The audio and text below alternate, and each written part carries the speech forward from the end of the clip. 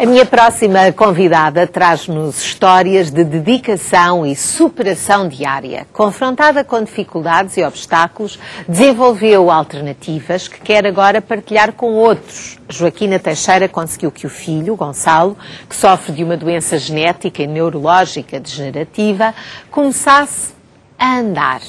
E para isso usou uma estratégia aparentemente simples, mas que nem todos se lembrariam.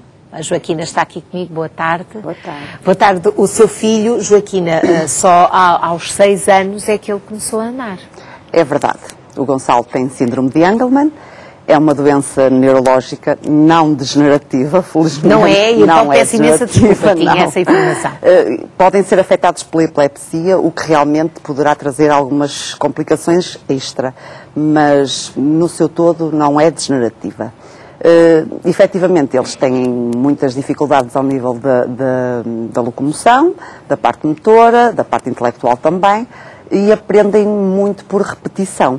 Portanto, e para passar de um registro para o outro precisamos de insistir muito tempo, muitas vezes, levar uma rotina muito assertiva nos comportamentos, e o que é certo é que o Gonçalo, depois de muita fisioterapia, e ainda hoje continua a fazer, não passava do registro do gatinhar para o andar na postura vertical.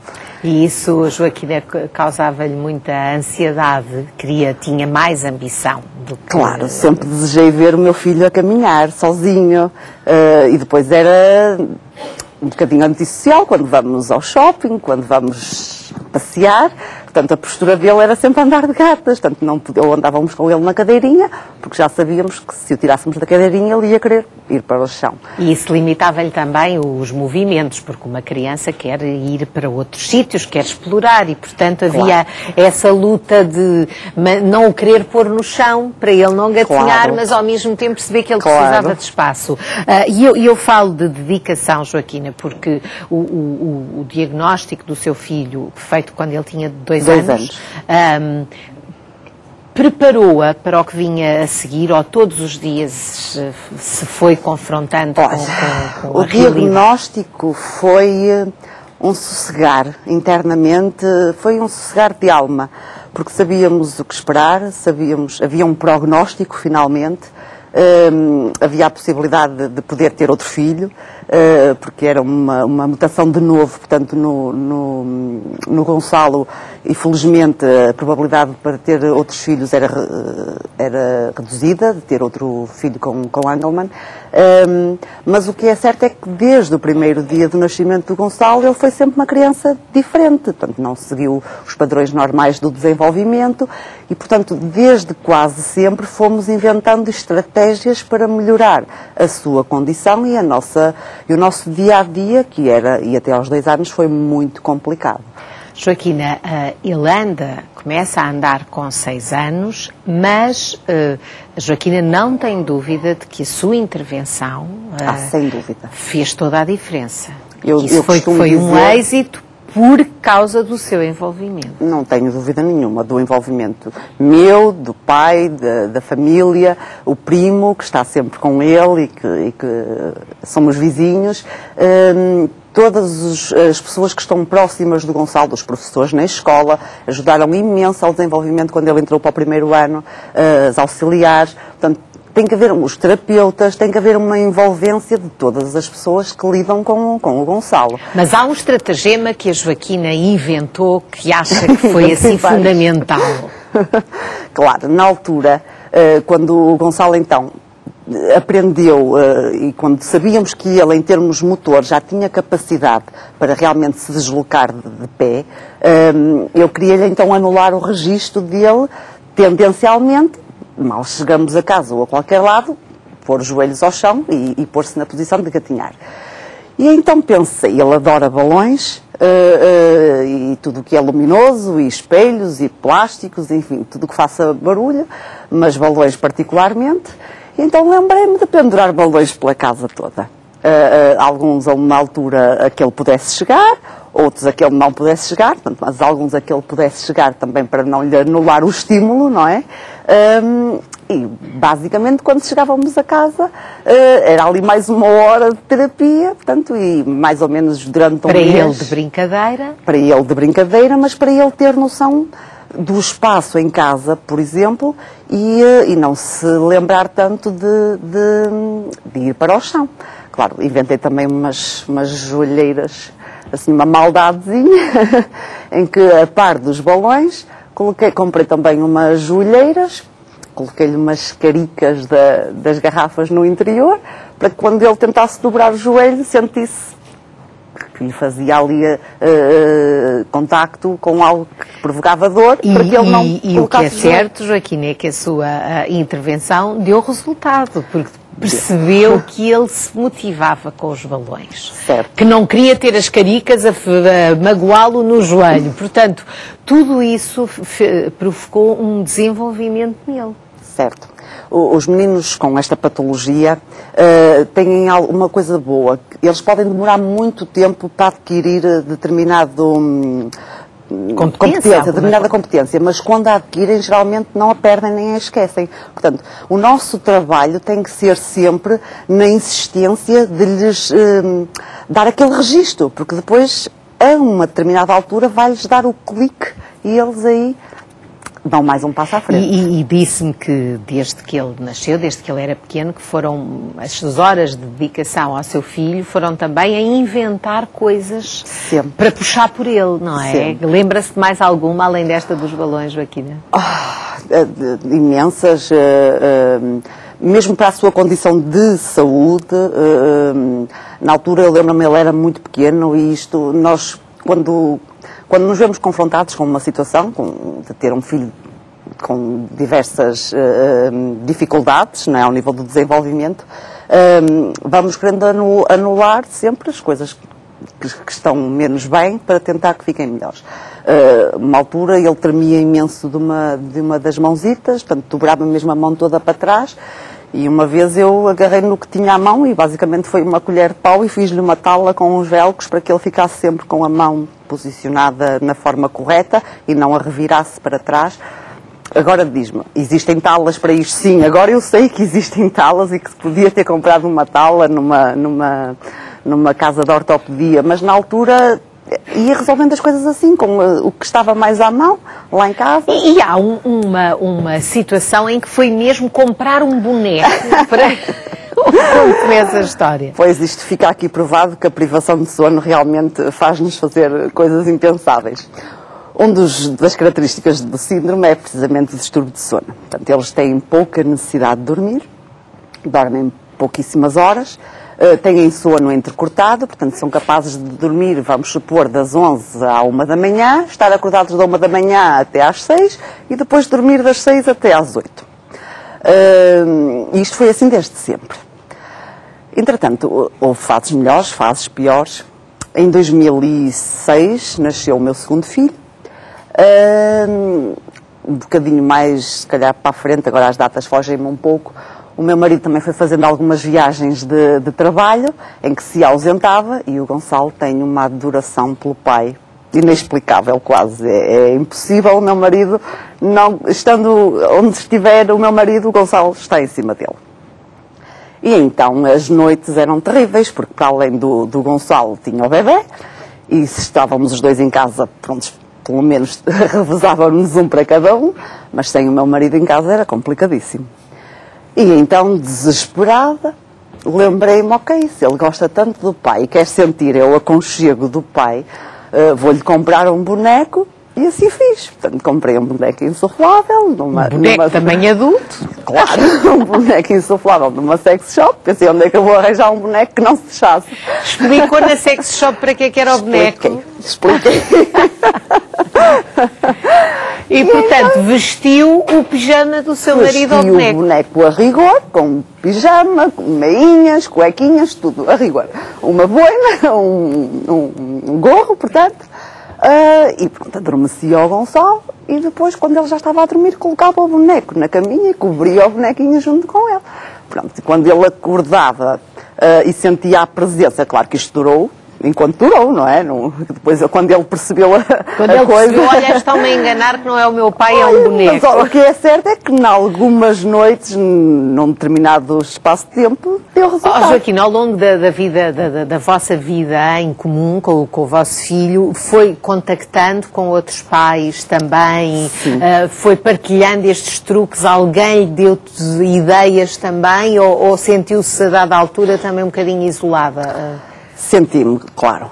Na altura, tanto quando tive o diagnóstico do Gonçalo, contactei a Raríssimas, cheguei até à Raríssimas enquanto mãe a pedir apoio, orientação, ajuda, porque sim, efetivamente achamos que estamos sós e que por muitas ajudas que tenhamos, muitas vezes não são as indicadas por pessoas que saibam o que é passar por esta Às vezes as pessoas até querem ajudar, mas não é a mesma coisa. Não é a mesma coisa. Portanto, de Raríssimas, enquanto mãe, passei depois para a diretora também da Raríssimas, criei juntamente com mais 2 mães uma delegação da Raríssimas no Norte. Mais tarde criamos um centro de reabilitação, portanto o Gonçalo teve alta, percorri um bocadinho de tudo com o Gonçalo, desde o Sistema Nacional de Saúde, terapeutas cubanos que se dizem cubanos e que não são cubanos, enfim, percorri um bocadinho de tudo para tentar o melhor da reabilitação do Gonçalo. E depois de ter percorrido todo este percurso, achei que já tinha o know-how para fazer algo e o primeiro centro de reabilitação da Raríssimas é na Maia, portanto, o que existiu está na Maia e temos um centro então de reabilitação para portadores de doenças raras e é onde o Gonçalo faz terapias diariamente e onde todos os dias lutamos para que meninos como o Gonçalo possam ter uma melhor qualidade de vida. Joaquim, de facto, são situações que desafiam diariamente, não é? Ter um filho como o Gonçalo é um desafio diário e realmente, às vezes as pessoas acabam por se sentirem isoladas, de acharem que elas próprias não, quer dizer, de acharem que não é possível com um truque ter uma melhoria, não é? Porque acabam por tratar das crianças sem ter essa parte inventiva. E perde-se muitas vezes a alegria de viver, o ânimo, mas quando estes miúdos nos conseguem dar o inverso, tornam-nos sem dúvida pessoas muito mais perspicazes, criativas e muito mais felizes, não tenho dúvida nenhuma, porque sem dúvida nenhuma, obviamente que desejava que o meu filho fosse saudável, mas não tenho dúvida nenhuma que o facto de ser mãe do Gonçalo me tornou uma pessoa diferente da que eu era se não fosse mãe do Gonçalo e sem dúvida para melhor. E isso nota-se na forma como fala dele e como fala da vossa não é relação. Entretanto, de facto, é a necessidade que faz procurar soluções para o nosso dia-a-dia. Nem todas as pessoas são muito inventivas. Tivemos aqui o caso da Joaquina e também vamos ter outro caso aqui no Boa Tarde, da minha próxima convidada, que é a prova de que com invenções se conseguem grandes conquistas. É a Maria do Céu Seabra. Ela é portadora de nanismo e desenvolveu desde muito cedo objetos que lhe permitem hoje alcançar o que era antes inatingível. Ela acabou de se juntar a nós, veio com objetos, Maria do Céu, que são os seus aliados. Boa tarde. Boa tarde. Então tem um banquinho. Esse banquinho é uma invenção sua? Sim. Então, conte-me cá a necessidade que teve de inventar esse aparelhinho. É assim, tendo baixa estatura, não é? Tem dificuldade em aceder cadeiras e bancos, etc. E como achei que, fim depender de alguém para me colocar lá, precisava de um degrau. Mas que também fosse fácil de me deslocar com ele, não é? Porque um degrau assim, que não fosse articulado como isto é, não é muito fácil de transportar. E andava carregada sempre, não é? Continua a andar, mas este tem uma forma de articular os pés. Portanto, os pés dobram. Exatamente, sim. Fica sim. uma espécie de tijolinho, uma tabuinha. Exatamente, sim. E isso não existia em lado nenhum? Não. Que eu tenha conhecimento, não. Portanto, isto foi na altura da faculdade, em 93. Que criei a ideia. Depois pedi auxílio para executar a ideia, porque... Bom, é muito inventiva, mas não se pôs charmada em Pois, não tem- serralheiro e Não. nada disso, nada disso. Algumas técnicas não as tenho. Portanto, geralmente o que eu concebo o projeto e concebo estritamente o que quero. Depois peço ajuda, tento explicar a minha ideia e como é que vamos executá-la. Pronto, assim nasceu o meu degrau articulado. Esse degrau, Maria do Céu, já foi inspiração para outras pessoas que precisassem também de uma coisa desse género, terem feito um parecido ou igual? Assim, tenho conhecimento de algumas pessoas com nanismo que já o replicaram também. Portanto, já há mais degraus iguais ao seu. Sim. Porque estava a falar na faculdade, porque nós não temos ideia, que temos outra altura, não temos ideia, mesmo que façamos um esforço, à partida qualquer pessoa que faça um esforço para pensar, deixa ver como é que a Maria do Céu faz as coisas que nós fazemos no dia-a-dia. Podemos ter noção de algumas coisas, mas a maioria se calhar nem temos, nem nos passa pela cabeça, não é? E isso era uma coisa que a incomodava muito. E incomoda, como é óbvio. Assim, incomodava-me no sentido em que necessitava de ter alguém para me ajudar a subir e a descer de uma cadeira. E isso para um espírito livre e independente era uma coisa que enervava. Comigo não, porque não dá, quer dizer, não está à espera que alguém me ajude. Sentia-me desconfortável. E pronto, e depois aí criei o simples ir a uma casa de banho pública, não é? Portanto, que as sanitas são altas, portanto, tudo o que esteja... assim, os padrões normais não estão acessíveis para nós. Portanto, e aquilo que eu fiz foi adaptar-me, criando estratégias, não é? De compensar aquilo que não existe preparado para pessoas como eu. Pronto, e o degrau é um exemplo disso. Por exemplo, na faculdade, um elevador, que é uma coisa que lhe dá jeito, que existam elevadores, mas os botões onde está, os botões que acionam o elevador não são acessíveis à Maria do Céu. Sim. Na maioria dos casos, pelo menos. Sim. É assim, aí tem várias leituras. Alguns deles não respeitam a legislação das acessibilidades. Ou seja, têm os botões todos acima, ou muitos deles acima, daquilo que está legislado, ou que deveria ser respeitado. Já existe a lei, mas está lá no papel, Exatamente. Não é? Pronto. Outros há que realmente, até porque pelo ano de construção, que antes os elevadores mais antigos, têm aqueles botões muito lá em cima, portanto, e a minha faculdade, por curiosidade, Faculdade de Psicologia, tendo tido um prémio de Fão Amor, pronto, tinha muitos obstáculos e muitas barreiras, e pronto, e o elevador era um deles. E eu pensei, bem, como é que eu vou fazer isto? Portanto, não é que eu não tivesse pessoas sempre disponíveis para me ajudar, mas eu tenho de fazer isto sozinha. Porque a Maria do Céu, aliás, a própria iniciativa de ir para a faculdade, ou seja, gosta de ser uma pessoa independente e não estar a pedir esses... Sim. Não são favores, porque as pessoas com certeza que fazem isso gentilmente, sem problema, mas não gosta disso e isso é de respeitar. Não foi esse degrau a única engenhoca, que é esta a expressão que a Maria do Céu usa, a única engenhoca que inventou para o seu dia-a-dia. Fala-me lá de outras. Não, na altura, portanto, da faculdade, da questão dos elevadores, não foi este. Portanto, na altura, isto são 2 cabos de chapéus de chuva. Isso é mesmo de chapéu de chuva. Extensível e separável. Separado. Pronto, e depois é assim... O que é que faz com isso, Maria do Céu? Toco nos elevadores. Por exemplo? Não sei se recorda que eu estive aqui há uns anos com a Cuca. Lembra-se da Cuca? Que infelizmente já não a tenho. Na altura era a Cuca que comentava um pouco esta questão. Porque tinha a cadelinha que, entretanto... Tu tocava nos botões dos elevadores, nos interruptores. Portanto, tive um intervalo de tempo em que não usei muito isto. Pronto, infelizmente ela já não está cá e voltei a ter a necessidade. Portanto, isto é para tocar elevadores, os botões de cancela dos parques de estacionamento e alguns interruptores de luz.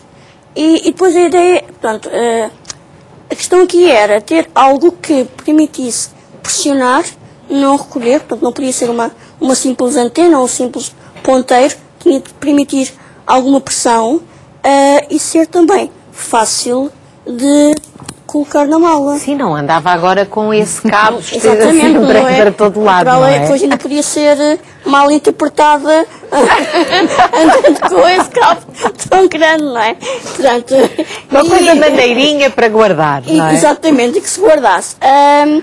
Pronto, na altura, portanto, estamos a falar há alguns anos atrás, em 93, portanto, não existiam ainda chapéus de chuva tão pequeninos, o meu inicial era um bocadinho maior, sendo que agora, atualmente, como já existem chapéus mais pequenos e mais leves, eu já criei o segundo. Portanto, isto é algo que eu trago comigo para tocar, para aceder aonde... Mas a Maria do Céu, de facto, é extraordinária porque tem feito muitas conquistas na sua vida e consegue perceber que às vezes as pessoas, era uma coisa que eu estava a falar com a Joaquina, que às vezes as pessoas perante um determinado problema sentem-se um bocadinho isoladas porque os outros à volta ou não têm o mesmo problema ou não vivem aquela realidade e a partilha da vossa vida é benéfica, ou seja, tal como disse, este banco já foi replicado por outras pessoas. Isso é muito importante e às vezes as pessoas estão sozinhas sem essa informação. Sim, tal como para mim foi de extrema utilidade, não é? E de extrema funcionalidade. Faz todo o sentido que isto sirva como exemplo para permitir essa funcionalidade e essa dependência noutra pessoa tem necessidade como eu. Que pode não ter as mesmas características da Maria do Céu e precisar dessa engenhoca, não é? Precisar dessa engenhoca. Sim. E por isso mesmo vou aproveitar agora esta parte da nossa conversa, antes de mostrar mais uma engenhoca da Maria do Céu, que ela ainda tem mais, tem mais. Vou só falar com a Helena Canhão, que é investigadora, professora e também médica reumatologista. Ela está envolvida na iniciativa Patient Innovation, ou seja, como é que isto se pode dizer? Inovação para pacientes, entre aspas, não é? E isto é uma plataforma para pessoas e cuidadores que precisam de partilhar estas informações que, por exemplo, a Joaquina e a Maria do Céu aqui estiveram a dar. Exatamente. E podemos traduzir, se calhar, por doentes inovadores, doentes que inventam utensílios ou cuidadores. No caso da Joaquina não será o Gonçalo, mas é a Joaquina, ou as pessoas que rodeiam o Gonçalo. No caso da Maria do Céu foi ela que fez. E na plataforma Patient Innovation, que foi desenvolvida pela Universidade Católica em parceria com o MIT nos Estados Unidos, o responsável é o professor Pedro Oliveira, a ideia base foi esta: os utilizadores podem inovar. E nós fazemos isso no dia a dia, em várias situações. E começaram a pensar, por que não, os doentes provavelmente também são inovadores. E começa a fazer-se uma pesquisa no sentido de tentar perceber se isso era verdade ou não, portanto, num âmbito mais de investigação, quase, e académico, e realmente começam-se a encontrar muitos exemplos, e foi a partir desses exemplos e de se perceber que poderia ser útil para muita gente que estas inovações, estas descobertas não ficassem na casa das pessoas, que houve depois um impulso grande e várias pessoas a insistirem, nomeadamente pessoas, por exemplo, até prémios Nobel americanos e investigadores do MIT a dizer isto não existe em sítio nenhum, vale a pena fazer a plataforma, e acabou por ser feita cá em Portugal. Porque a ideia ela é feita aqui em Portugal, mas está acessível em qualquer parte do mundo, isso é a maravilha da tecnologia. Exatamente. Não é? Nós agora Portanto,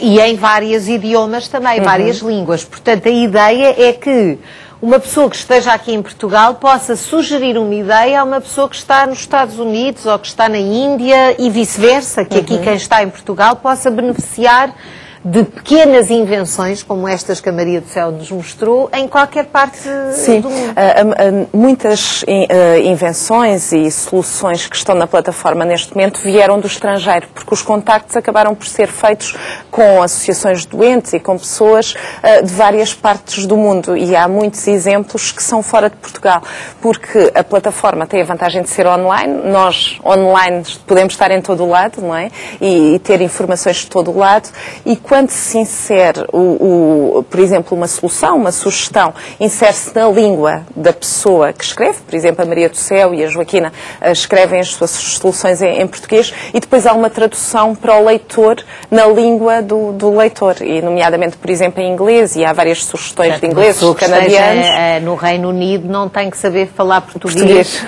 Porque tem essa informação, a informação da Maria do Céu ou da Joaquina está logo disponível. E eu sei que se lembra de uma série de situações, estas são 2 exemplos que também estão ligadas a esta plataforma, mas há outras, às vezes, de coisas muito simples, que as pessoas inventam e que dão tanto jeito. Há umas muito complexas lá, porque também há pessoas com formação, por exemplo, em engenharia, e há, por exemplo, um caso de um doente que tinha uma alteração da aorta e desenvolveu, foi ele que propôs um suporte para a artéria aorta, portanto, e acabou por fazer a cirurgia cardiotorácica e tem neste momento esse dispositivo. O dispositivo que ele próprio inventou. Que ele próprio inventou, e depois que foi desenvolvido e foi colocado, obviamente, por um cirurgião cardiotorácico. Mas há outras soluções muito simples. Por exemplo, estou-me a lembrar de uma criança que andava sempre a arrancar cabelos e que os pais com gel fizeram com que ela sentisse repugnância ao arrancar o cabelo, porque sentia aquele toque pastoso do gel e, portanto, evitava arrancar o cabelo. Mas depois há outras soluções muito engraçadas de pessoas que até nem são doentes. Por exemplo, um artista plástico que tinha, uma vez no site, ele trabalhava em mímica, e no site apresentou uma mão em 3D impressa numa impressora 3D, e agora as impressoras 3D estão aí a aparecer. E foi contactado por um carpinteiro que tinha sofrido um acidente de trabalho e que tinha ficado com os dedos decepados, a perguntar-lhe se ele não lhe podia fazer uma prótese impressa em 3D, porque ele não tinha dinheiro. Claro que estão disponíveis as próteses para dedos, mas são próteses muito caras, e não tinha dinheiro para isso. E esse artista plástico, neste momento, anda a imprimir mãos e dedos para pessoas que têm dificuldades, por exemplo, em África, e que têm amputação de dedos. Portanto, isto é uma ligação do mundo inteiro, não é? Com coisas, às vezes, até bastante simples, não é? Porque há ideias, essa do gel, a Joaquina contou-nos o ter inventado um pai, um boneco, não é? E conseguiu enganar o filho um bocadinho, porque realmente a necessidade aguça o engenho. E eu, a propósito disso, se me permite, vou passar outra vez para a Maria do Céu, para mostrar a outra engenhoca que tinha aí,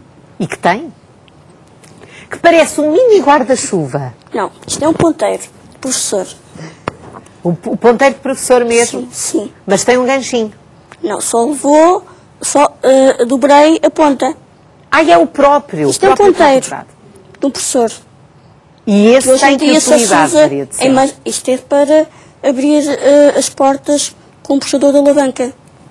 Portanto, puxo, coloquei isto para não ter tanto, conseguir aderir mais aos puxadores que porque isso para si é fundamental. Sim. Esse ganchinho faz verdadeiros milagres no dia-a-dia, não é? Às portas, exatamente, sim.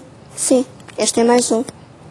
Maria do Céu, muito obrigada por ter partilhado connosco estas engenhocas, como a Maria do Céu costuma chamar, e muito obrigada também às nossas convidadas, à Joaquina e também à doutora Helena, que esteve aqui também a falar desta iniciativa extraordinária que junta tanta gente no mundo, porque quando é preciso as ideias surgem, e quando há boas ideias o melhor é partilhá-las. Muito obrigada pela vossa inspiração. Obrigada a todas.